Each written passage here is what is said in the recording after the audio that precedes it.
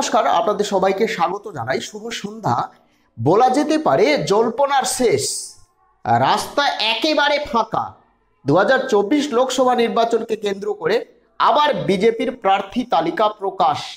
Diamond Harbour Lok Sabha কেন্দ্রে বিজেপির প্রার্থী তালিকা এই মুহূর্তে প্রকাশ করা হয়েছে। কে টিকিট পাচ্ছে? আমি নামটা বলছি, সেই ব্যক্তি টিকিট পাচ্ছে যে ব্যক্তি ডায়মন্ড হারবার লোকসভা কেন্দ্রে দুইবার দাঁড়িয়েছিলেন। লোকসভা ভোটে দুইবার দাঁড়িয়েছিল এবং দুইবার তিনি হেরেছিলেন। সেই প্রার্থীকে আবার তৃতীয়বার টিকিট দিচ্ছে বিজেপি। হালকা পরিচয় করিয়ে দিই, সময় নষ্ট করছি না। রাস্তায় একেবারে ফাঁকা। অভিষেক ব্যানার্জির জন্য রাস্তা একেবারে ফাঁকা 100%। এবার অভিষেক ব্যানার্জি ডায়মন্ড হারবার লোকসভা কেন্দ্রে বহু ভোটে জিততে চলেছে, রেকর্ড সংখ্যক ভোটে জিততে চলেছে। এমন একজন প্রার্থী হিসেবে টিকিট পেয়েছে বিজেপির প্রার্থী হিসেবে। বলা যেতে পারে নতুন চমক নয়, আবার সেই পুরনো চমক, অর্থাৎ পুনরাবৃত্তি। খানিকটা পরিচয় করিয়ে দিই। 2009 সালে সর্বপ্রথম বিজেপির প্রার্থী হিসেবে ডায়মন্ড হারবার লোকসভা কেন্দ্রে এই প্রার্থীটি দাঁড়িয়েছিল, অর্থাৎ টিকিট পেয়েছিল।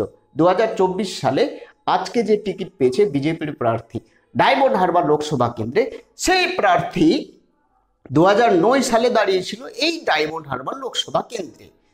তখন মাত্র 37,500 ভোট পায় এবং তার বিরুদ্ধে টিএমসি দাঁড়িয়েছিল, টিএমসি জয়ী হয়েছিল। আবার প্রার্থী, অর্থাৎ সেই প্রার্থী 2014 সালে আবার টিকিট পায় বিজেপির প্রার্থী হিসেবে। আমি লোকসভা ভোটের ক্ষেত্রে বলছি। এবং 2014 সালে তিনি ভোট পায় 2 লক্ষেরও বেশি ভোট। এবং তার বিরুদ্ধে প্রার্থী হিসেবে ছিল অভিষেক ব্যানার্জি 2014 সালে। এবং অভিষেক ব্যানার্জি বহু ভোট পায়। প্রায় বলা যেতে পারে 2014 সালে অভিষেক ব্যানার্জি প্রায় বলা যেতে পারে 5 লক্ষ ভোট পেয়েছিল। তার থেকে 3 লক্ষ ভোট বেশি। এবং 2014 সালে তিনি আবার হেরে যায় এবং 2024 সালে আবার তিনি বিজেপির প্রার্থী হিসেবে টিকিট পেয়েছে। নাম হচ্ছে অভিজিৎ দাস, ডাক নাম ববিদা। আচ্ছা, তিনি কে? তিনি হচ্ছে একজন সমাজসেবী বলা যেতে পারে, আরএসএস ঘনিষ্ঠ এবং বিভিন্ন শ্রমিক ইউনিয়নের নেতা। এই ডায়মন্ড হারবার লোকসভা কেন্দ্রে, দক্ষিণ 24 পরগনা, সেই ডায়মন্ড হারবার লোকসভা কেন্দ্রে যে বাস চালকের যে ইউনিয়ন, তার নেতা ছিল এবং শ্রমিক ইউনিয়নের নেতা ছিল, সমাজকর্মী হিসেবে পরিচিত এবং আরএসএস ঘনিষ্ঠ খুব কাছের ব্যক্তি হিসেবে পরিচিত এই অভিজিৎ দাস। যে অভিজিৎ দাস 2009 সালে মাত্র 37,500 ভোট পায় ডায়মন্ড হারবার লোকসভা কেন্দ্রে। 2014 সালে 2 লক্ষ ভোট পায় এবং 2014 সালে তিনি অভিষেক ব্যানার্জির বিরুদ্ধে বিজেপির প্রার্থী ছিল। আমি লোকসভা ভোটের ক্ষেত্রে বলছি। এবং 3 লক্ষ ভোটের ব্যবধানে তিনি হেরেছিলেন। এবং 2024 সালে আবার তৃতীয়বার তিনি লড়তে চলেছেন অভিষেক ব্যানার্জির বিরুদ্ধে। বলা যেতে পারে আবার তৃতীয়বার হার নিশ্চিত। কেন নিশ্চিত? 54% সংখ্যালঘু সম্প্রদায়ের ভোট রয়েছে। 54%। 2019 সালে 7 লক্ষ ভোট পেয়েছিল অভিষেক ব্যানার্জি। 7 লক্ষ। এবং আমরা ভাবছিলাম সেখানে সংখ্যালঘু সম্প্রদায়ের ব্যক্তিকে যদি টিকিট দেওয়া হতো তাহলে 2টি ভালো নাম, একটা হচ্ছে শফিকুল ইসলাম এবং আরেকটি নাম মাসুম আক্তার। যদি হিন্দু প্রার্থী, প্রচুর হিন্দু প্রার্থী ছিল, মিঠুন চক্রবর্তী, কৌস্তব বাগচি, শঙ্কুদেব পান্ডা, ভালো ভালো প্রার্থী ছিল, কিন্তু তাকে টিকিট দিল না। একজন লোকাল নেতা বা একজন লোকাল নেতাকে টিকিট দিয়েছে বিজেপি। বলা যেতে পারে একটা সেটিং ছিল, ওয়াক ওভার বলা যেতে পারে, আ বেইল মুঝে মার। একটা ভুল সিদ্ধান্ত, বিজেপির ভুল সিদ্ধান্ত বলা যেতে পারে। কারণ আইএসএফের প্রার্থী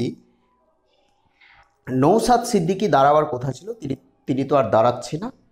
কোনো লোকসভা কেন্দ্রেই তিনি দাঁড়াবে না। আর 2 দিন পরে উত্তরবঙ্গে ভোট, আপনারা সবাই জানেন। তো যাই হোক, বলা যেতে পারে একেবারে রাস্তা ফাঁকা, ওয়াক ওভার বলা যেতে পারে। আমার তো মনে হচ্ছে বিজেপির কোথাও একটা ভুল রয়েছে, চিন্তা ভাবনায় ভুল, বা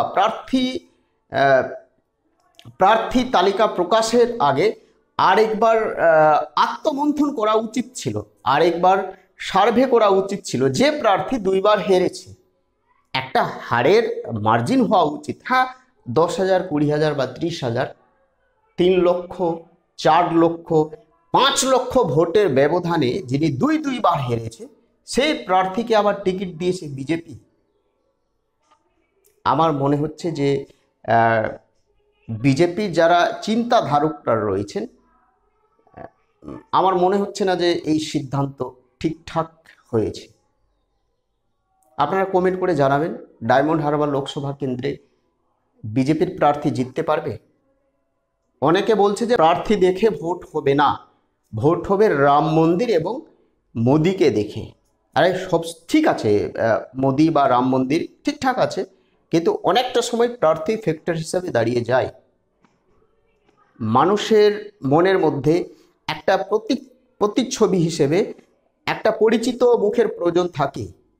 যদি মিঠুন চক্রবর্তী দাঁড়াতো বিজেপির প্রার্থী, আইএসএফের প্রার্থী যদি নৌসাদ সিদ্দিকী দাঁড়াতো, তাহলে কিন্তু খেলাটা অন্য দিকে ঘুরে যেত।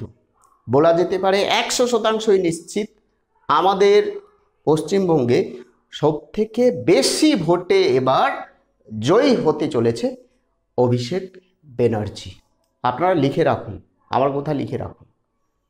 কিছু বলার থাকলে অবশ্যই কমেন্ট করে জানাবেন। ভালো থাকবেন, সুস্থ থাকবেন।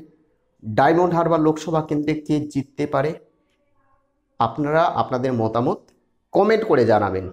জয় হিন্দ, বন্দে মাতরম।